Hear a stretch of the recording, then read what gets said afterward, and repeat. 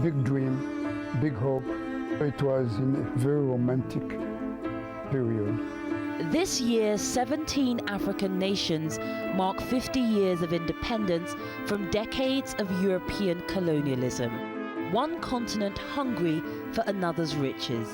European imperialism in Africa set up the continent to be raped, its resources just sucked out. The dreams of the independence era were to be short-lived. The initial euphoria disappeared very, very quickly, within a year, maybe 2 years.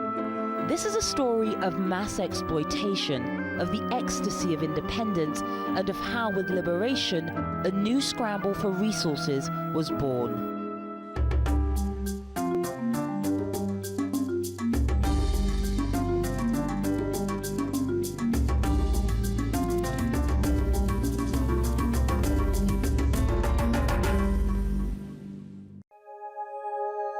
Whether in bustling cities or remote villages, the 1880s and 90s were years of terrifying upheaval in Africa.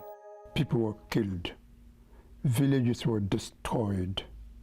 Political systems were completely destroyed. Leaders were arrested, put in jail. Fleet upon fleet of foreign soldiers armed with new weaponry and a sense of entitlement descended as if overnight. That was traumatizing. This was a face of their European trading partners people had rarely seen. United in their cause but divided in their efforts, armed resistance failed. In the space of just 20 years, 90% of Africa was brought under European occupation. Europe had captured a continent. Gunboat diplomacy. In many instances, the British did not actually have to go to war. Just the threats of war, the fact that there were all these big, powerful guns was enough to force the local chiefs to sign a treaty. All this because of massive sea changes. Not in Africa itself, but in Europe, which was in the throes of the Industrial Revolution. The advent of the machine was transforming the continent into the workshop of the world. A workshop in need of raw materials. Palm and peanut oil would literally grease the engines of the revolution. Modern transportation would need rubber for tires, and Europe's prosperous middle classes now demanded luxuries from overseas. This was the dawn of industrial-scale production, modern capitalist economies, and mass international trade. Thanks to a generation of explorers and traders, the great powers knew what riches lay in Africa. Britain and France already controlled most of the continent's ports. Africa had diamonds, it had gold, it had cobalt, it had lots of things. It had cocoa. It had lots of things that Europe needed. But in the new industrial era, the value of Africa rocketed, not only for materials and strategic trade routes, but also as a market for the goods it now produced in bulk. Africa was an opportunity. The Africans wanted to trade right from the word go. They wanted to sell their labor. From Malawi and northern Rhodesia, they used to go down into South Africa. You had a movement of people. People wanted to learn. They wanted to meet each other. So it was a natural thing that the outside world should get involved with Africa. But the scramble for Africa wasn't just about economics. Colonialism had become the fast track to political supremacy in Europe. Britannia may have ruled the waves, but Germany was rising after victory in the Franco-Prussian War.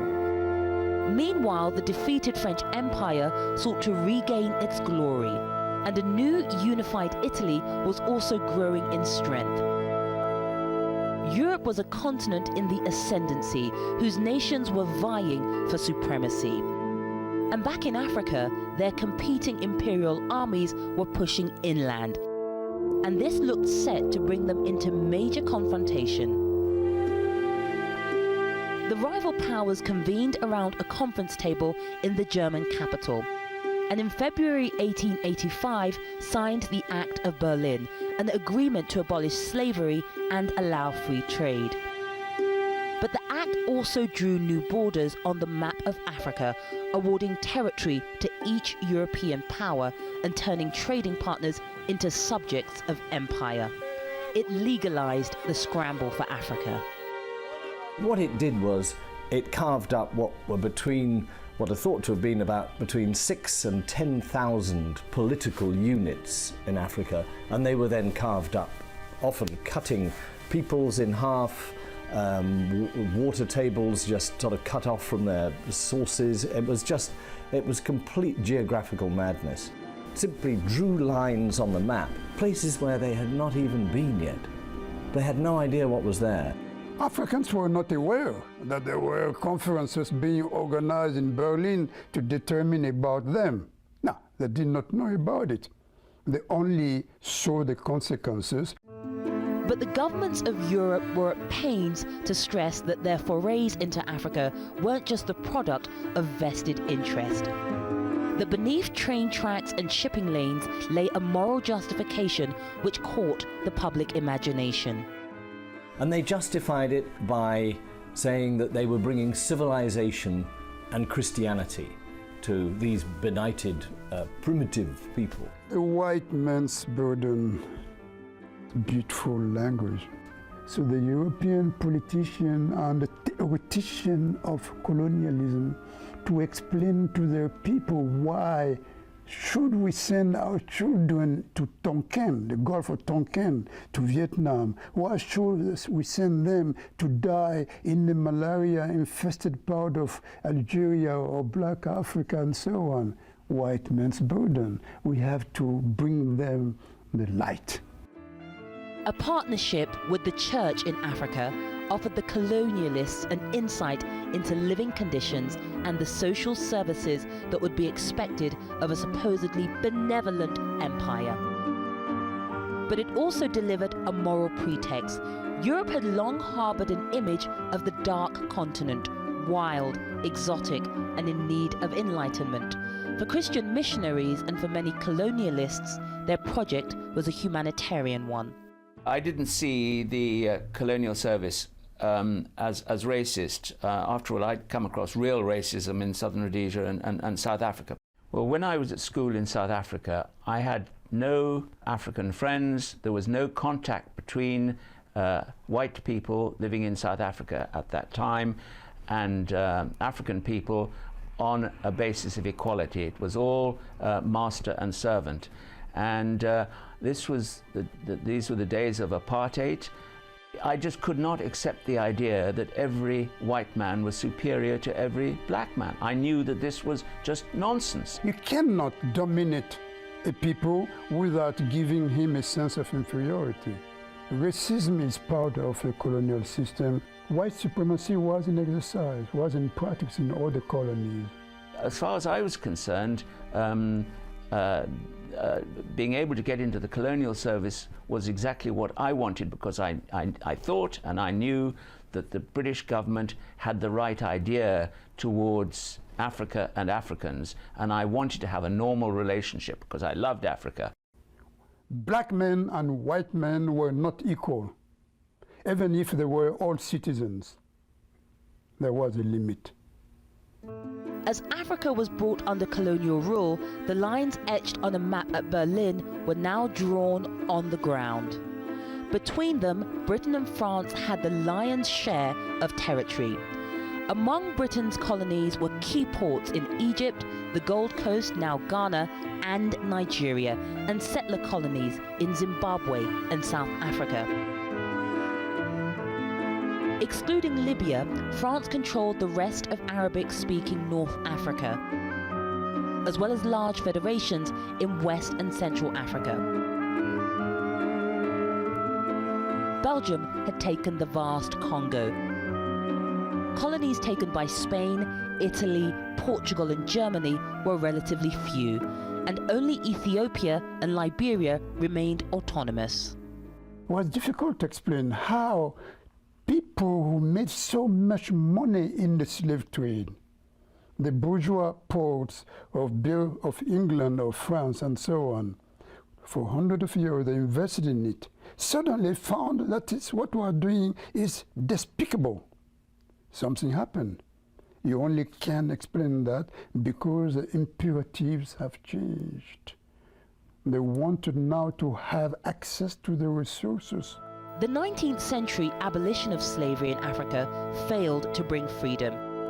Instead, once colonial armies had expelled the slave traders, people began to realize they simply had new masters to serve.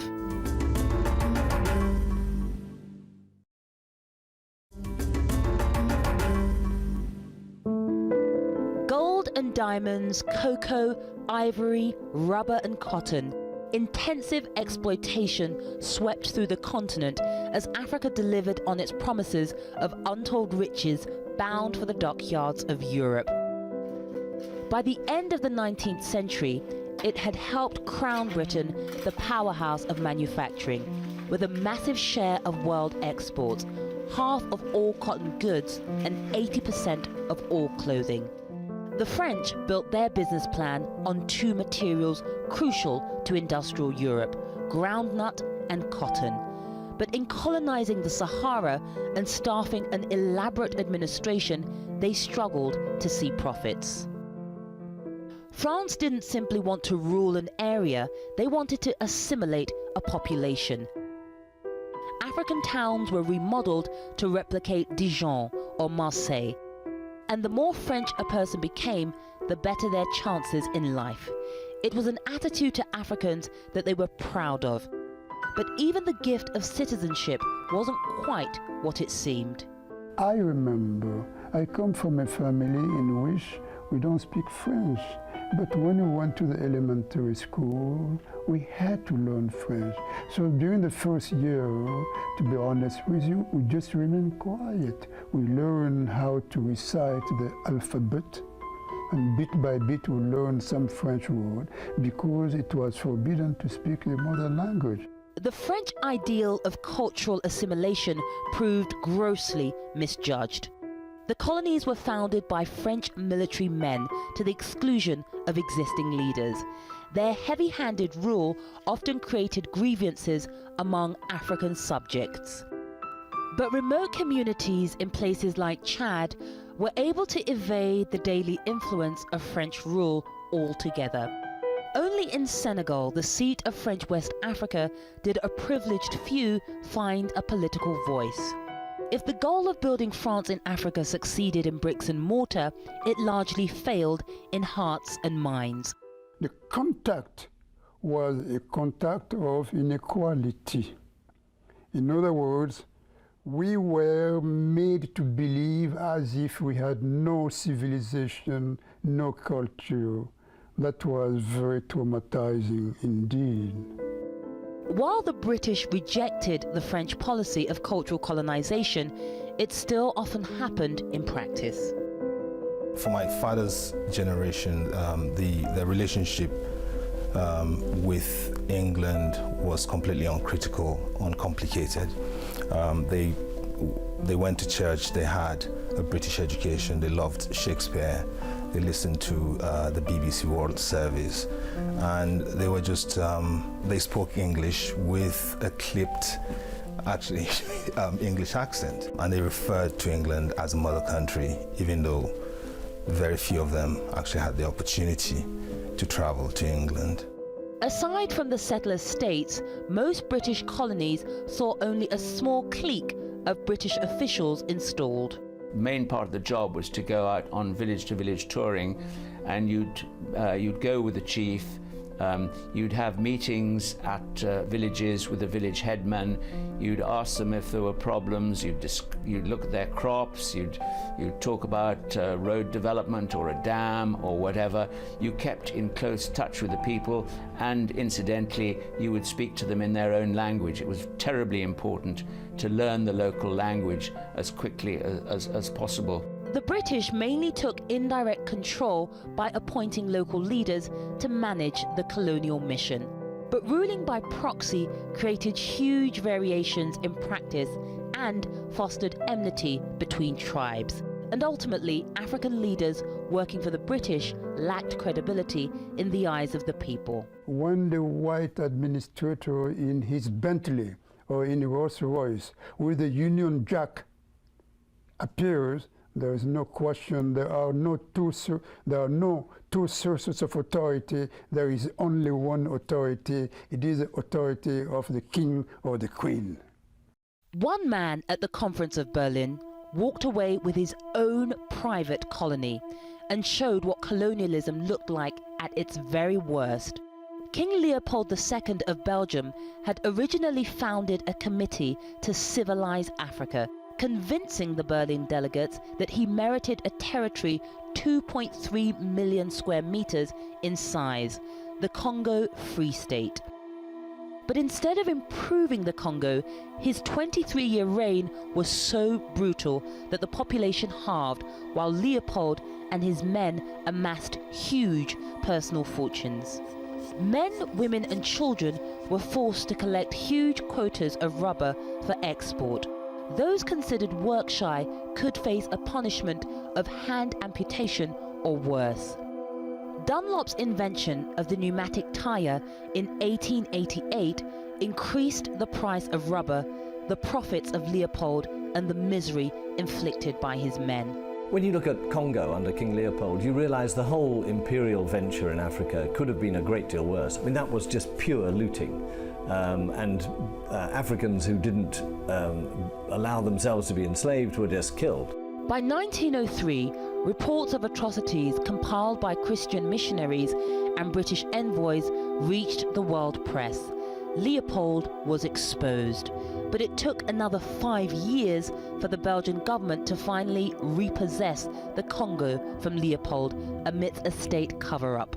The British, the French, the Germans, before 1918, of course, the Belgians used taxation, they used forced labor for their enterprises.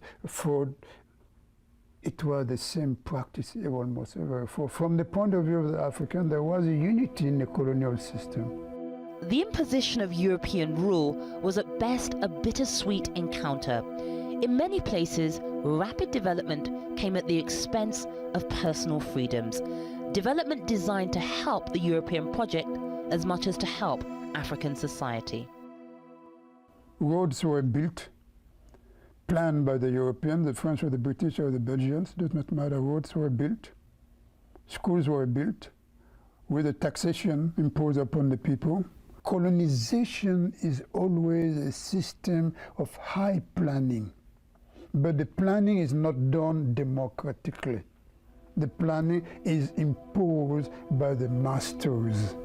All the infrastructure that they built, the railways and the roads, were travelling from mines or plantations to the port. It was about sucking Africa's wealth out of it. And you can contrast that with India, say, where actually the railways and roads linked up towns. India was linked up internally. But in Africa, it was about getting the resources out. The scramble for Africa may have delayed conflict in Europe, but it couldn't prevent it. The outbreak of World War I in 1914 called on Africans to make the ultimate sacrifice for their mother country, even if they had never set foot on its soil. At least 165,000 Africans are thought to have died in the fighting. And in the Second World War, France and Britain's dependency on African troops peaked at around 500,000 men. The plunder of Africa's human resources had caught up with the plunder of the earth. Younger people of my generation were drafted to go to Vietnam. They fought in France against the Nazis, against the Germans. They fought in Algeria, in Tunisia, against the liberation movement there. No, there was no choice but to do it. Tens of thousands, indeed, of Africans of all confessions, Christians, non-Christians, Muslims, Arabs and blacks, who made that force. For de Gaulle, the leader of Free France, their show of loyalty would not go unrecognized. After World War II, there were reforms in the colonial system. The French began to introduce in the Constitution of 1945 and 1946 the idea of extension of citizenship to all people, regardless of his or her level of education. The British began to appoint Africans to the assemblies in their respective colonies and so on. But it was too late to buy loyalty to the empire. War had released a powerful genie from a bottle: African nationalism. World War II was a turning point in terms of the relationship between all the colonized people of Africa, Asia, the Middle East, and Europe.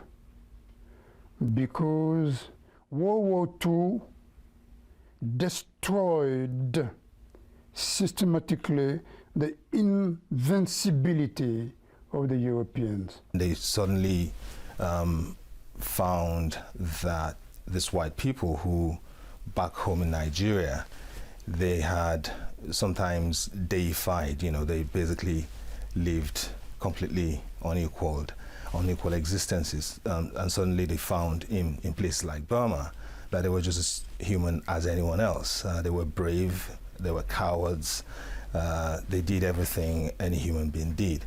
And when they went back to Africa, my father's generation, quite a few of them became really politicized and took part in the struggle that ultimately culminated in independence. Africans were about to get a global platform for their struggle. With the war's end in 1945, the world powers pledged never again in the form of the United Nations. The new UN Charter explicitly promised self-sovereignty with a committee dedicated to hear the grievances of colonized peoples. Throughout the 1930s, an economic depression had loomed over Europe, and the running costs of colonial administrations had soared since the start of the war.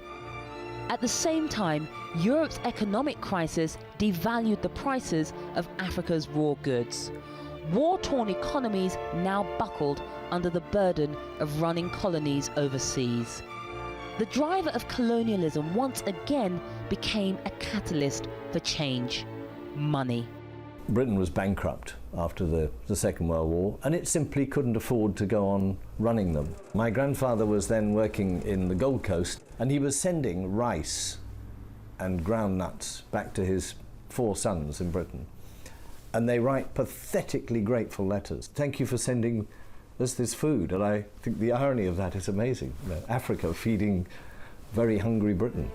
But even as late as the 1950s, many in Europe allowed themselves to believe the empire could endure. The visit of the great white queen that touched the Nigerian imagination.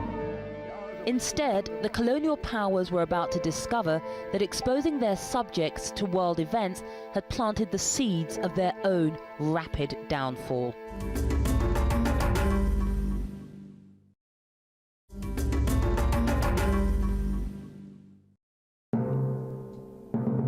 The European, being in the position of power, had one yardstick. He didn't use anybody else's yardstick. His yardstick was the yardstick. But what has happened, and most Europeans don't realize it, time has changed. With this new sense of dignity and this new sense of self-respect, a new Negro came into being with a new determination to suffer, to struggle, to sacrifice, and even to die if necessary in order to be free.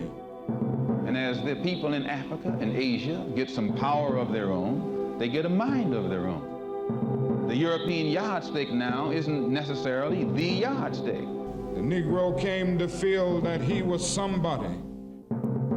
Race had emerged as the touchstone of the post-war world. By the 1950s, colonial rule had produced an elite of African nationalist intellectuals, and behind them, large, urbanized and literate working classes. Together, they witnessed the power of nationalism. In Egypt, where Gamal Abdel Nasser expelled the British, and in Algeria, where the resistance stood firm in its war of liberation from France. At the same time, the presence of the United Nations, the rise of the civil rights movement in the United States, and the nascent anti-apartheid movement focused the lens of world scrutiny on black rights and spurred on colonized Africans in their call for self-sovereignty. I'm happy to state that in accordance with your wishes, arrangements are now in progress to turn Ghana into a republic. Ghana is free. In 1957, Ghana became the first sub-Saharan state to be granted independence by transfer of power to Kwame Nkrumah, widely considered the father of African nationalism. He was impressed by the United States. He was a student here. The Americans did something extraordinary. He said, the 13 colonies, instead of each one becoming independent, they came together, created a union. Power is in the union. That is what Nkrumah explained the American dream and the American realization and so on. So he dreamed for something like that in Africa. Nkrumah had inspired others with his vision of a United States of Africa. Men like Leopold Senghor in Senegal, Félix Houphouët-Boigny in Côte d'Ivoire, and Jomo Kenyatta in Kenya. Men who had received colonial education. With the idea of empire increasingly unpalatable to the voting public, European governments had little choice but to work with the nationalists. There was an indifference at this stage towards the empire, towards the colonies, and I found that really rather depressing. You know, you'd start trying to talk about it in a pub and people would say, oh, shut up, have another drink or something. There was just this idea that that colonialism is wrong and needs to be got rid of. The pressure for wholesale decolonization had been building ever since the end of the Second World War. The tipping point came on Wednesday the 3rd of February 1960. The wind of change is blowing through this continent. And whether we like it or not, this growth of national consciousness is a political fact. British Prime Minister Harold Macmillan delivered a warning shot to the whites of apartheid South Africa and a death blow to the colonial venture across the continent. That signaled, to my mind, the idea that Britain disapproved and the world disapproved of apartheid and the racism of apartheid. But it didn't necessarily mean that we were giving up on our role in Africa. I didn't think so. In fact, within 10 months of the Wind of Change speech, Britain had surrendered 2 key African territories, France 14. The rate of decolonization when it arrived was breathtaking. Many were freed without bloodshed. 1960 was hailed the Year of Africa, and hurried withdrawals of the colonial powers continued into the next 3 decades. The transfer of power need not indicate that the Europeans suddenly realize that, well, it's time to give independence to the natives of Africa and Asia. No. It is in view of the possibility of large-scale war throughout sub-Saharan Africa that the French understood that it was better to prepare to negotiate with the nationalists, and hence you have the liberation movement. Will you go back to the Congo one day? No, never. Do you think that it's finished for the Europeans in the Congo? Yes, I think so. But no sooner had African nations escaped the shackles of colonialism than a new battle for the continent was underway: the Cold War. Back when the colonial idea had Europe's politicians spellbound, the communists had opposed it. And throughout their years of struggle, African nationalists had found a powerful friend in the Soviet Union.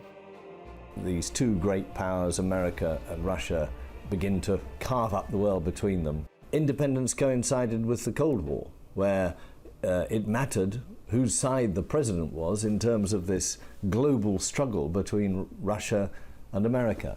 and they both tried to organize coups to get their people in, and this was very destabilizing. The Congo's Patrice Lumumba was a hardline nationalist, labelled a communist by America. His game of Russian roulette appeared to have paid off when in 1960 he oversaw the handover of sovereignty from Belgium. He was to become victim of the opposition between the West and the East, between the bloc, Soviet bloc and Americans. Because militia leaders with control of the mineral-rich Katanga province refused to be swallowed up in a wider republic led by a Soviet-backed Lumumba. Fearing their own material losses, the US and Belgium supported the rebels. And just 3 weeks after bringing the country into independence, Lumumba was captured by the Katanga militiamen, tortured and killed. So he became a legendary figure, not for what he did, but for what he could represent. Lumumba suffered more indignities, including being forced to eat a speech, which he restated his claim to be the Congo's rightful premier. Congo's riches, combined with global geopolitics, had again proven a disastrous mix. And with freedom from overt colonial exploitation, the scramble for resources was driven underground. For a fleeting moment, the Lumumba affair raised the questions of what in Africa would replace the strong arm of colonial rule, and whether national unity was achievable with hostilities bubbling beneath the surface. But in the excitement of independence, this was quickly forgotten. I suppose one of the ironies is that the European countries that were democratic didn't really introduce much democracy to Africa. So when independence comes and people can vote, many of these countries then politically exploded. All sorts of political problems that had been suppressed by colonial imperial rule then burst out, and many of them, like in Congo, practically tore the countries to pieces. I think it was a very unplanned thing, frankly. And it was only in the last year and a half or so before independence that all of a sudden, with independence looming, we started to have accelerated programs to train locals. Of course, that wasn't enough. So in the end, we handed over to a country which was not properly prepared for independence. I think that we would have done Africa a lot of good by staying and preparing flat out for another 5 or 6 years. But for Africans everywhere, decolonization couldn't happen fast enough. For that generation of Nigerians, it was just a feeling of complete euphoria, of triumph, of total confidence in the future of Nigeria. They really believed that Nigeria was, and all of Africa, I mean, they were Pan-Africans. They believed very much in the idea that the whole of Africa was going to rise from the shackles of the past. Dream, big hope. People thought that independence will bring about the solution to many problems. So it was in a very romantic period. Celebration of independence, dances, big projects. That euphoria wouldn't last.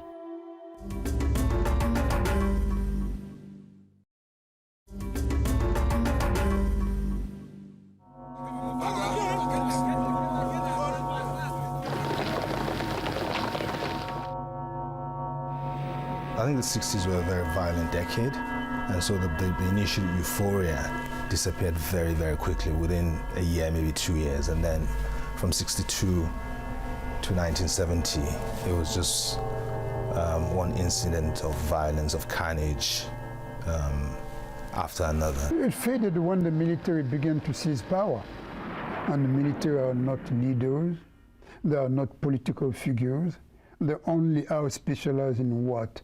In the use of the weapon and so on. They have no political mission except to maintain the security of the country and so on. So you have the coming of new leadership for whom nobody voted. That was a terrible fact. Many newly sovereign states of Africa, left with the legacies of occupation and the challenges of state building, were soon consumed by bitter power struggles. In many places, militiamen overran the nationalist thinkers. Within the first 20 years of independence, there were 40 successful coups and many more failed ones. Former British territories were torn apart by ethnic conflict as the dark side of ruling by proxy gradually came to light. One of the problems with independence when it came was that the colonial powers hadn't ruled Nigerians as Nigerians. They'd ruled them as Hausa people or Yoruba people or Igbo people. They hadn't ruled Kenyans as Kenyans, but as Kikuyu or Luo people. And suddenly they all had to be Kenyans, Nigerians. And very quickly the politicians naturally looked to their own people for their political power base, and politics became very ethnicized. In the 30 years which followed the Year of Africa, 2 million people are thought to have died in ethnic violence in ex-British colonies alone. In the case of Nigeria, basically when the British left in 1960, they left a political class that was already, even at that point, divided against itself. They had a system where the chiefs and the kings ran things and just reported to the district officers. In Western Nigeria, as a result of this encounter, schools were built, churches were built, and very quickly an educated elite emerged. In the north, again with the same system, the chiefs and the kings said, okay, we accept you as our colonial power, but can you just just stay out of our business of things? And so they, in most parts of the north, they would not allow churches and schools to be built. The consequence of that, about 100 years later, was that there was an imbalance between the north and the south. In the end, ended up in a civil war. But elsewhere, the problem wasn't the rate of decolonization, but the lack of it. France redefined its relationship with its African colonies to become the unseen hand in national affairs. Quietly, French control was going underground. The French never really left at independence. Behind, for many years afterwards, you'd go to a ministry in Francophone Africa. You would talk to the minister, who would be African. Behind the door, there would be a Frenchman, signing the checks, doing the accounts, reporting to Paris. In 2006, President Sarkozy promised a cleanup of the French foothold in Africa. No more secrets, real independence.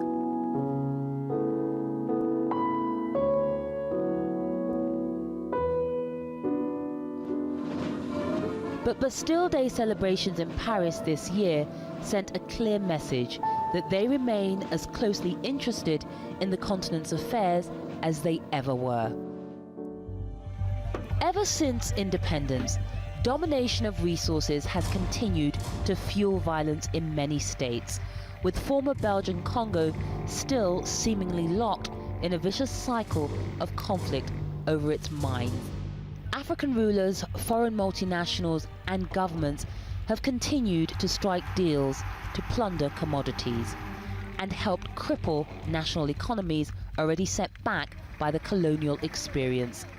I suppose in the 19th century the Europeans just went in, enslaved people, forced them to dig and took it all for themselves.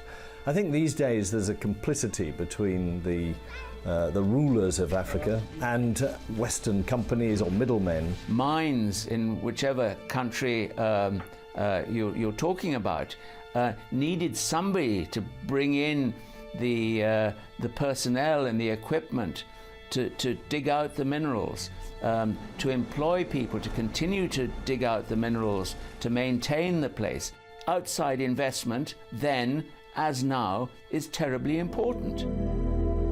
But the continuing diversion of minerals isn't the only exploitative practice. Today, Africa is the largest recipient of external aid in the world, a continent where half the population survive on less than $1 a day. But for every aid dollar coming in, $10 are lost through illegal capital heading out. $437 billion has left Africa between 2000 and 2008, left it illicitly, secretly, illegally. And much of that has flowed into tax havens owned by European countries, Britain particularly. And so the ordinary people of Africa haven't benefited from this last decade, which has been a very good decade for Africa economically. But when you go there, you still see people as poor as ever. Under a shadow financial system built on the ruins of colonialism, foreign banks and multinationals working in Africa avoid paying tax. Anonymous trust accounts, fake foundations, money laundering, tax havens, and trade mispricing all go unchecked. Since 1970, an estimated $854 billion has been lost, enough to have wiped out external debt, and have left $600 billion more for development. The financial rewards can be traced back to those countries proudly bailing out a dependent Africa with aid. A striking parallel to the colonial story. Also echoing the past, China is entering the scene once monopolized by Europe, opening up options for African commerce. The process of decolonization is still unfolding. It's quite interesting that China has now come into the scenario, vying for contracts and for rights to exploit natural resources with European countries. It's China's demand for African resources which has pushed their prices globally. That's actually been very good for Africa. But whether African governments are really taking the best advantage of this one-off opportunity to sell what's under their soil, I'm not sure. The jury's out. This is the moment to build the infrastructure, to educate people, bring health to their people, and I'm not sure that is being done as effectively as it might be. While Nkrumah's United States of Africa may never have materialized, Africa today does have success stories, like Botswana, where diamond revenues have financed development under a multi-party government, and Senegal, where democracy, stability and civil liberties have characterized the past 50 years of self-rule. I think we can be very confident about the future of Africa. Africa espouses education, it espouses modernity. It is also becoming more and more democratic. We have not just the natural resources, but the intellectual resources, the strength of character. I believe a lot in the new professional classes. These are not the elites who have robbed Africa. These are world-class professionals. They've got an uphill struggle, but I think Africa may have turned the corner. Whether days of empire or nationhood, for over a century now, the world's relationship with Africa has been built on disparity. Africa's wealth has helped bankroll the giant strides in technology, communications, and business made elsewhere. But by safeguarding natural riches, prioritizing national interests, and with trade and development done on equal terms, there's a chance the coming 50 years could break the cycles of the past and finally bring real independence.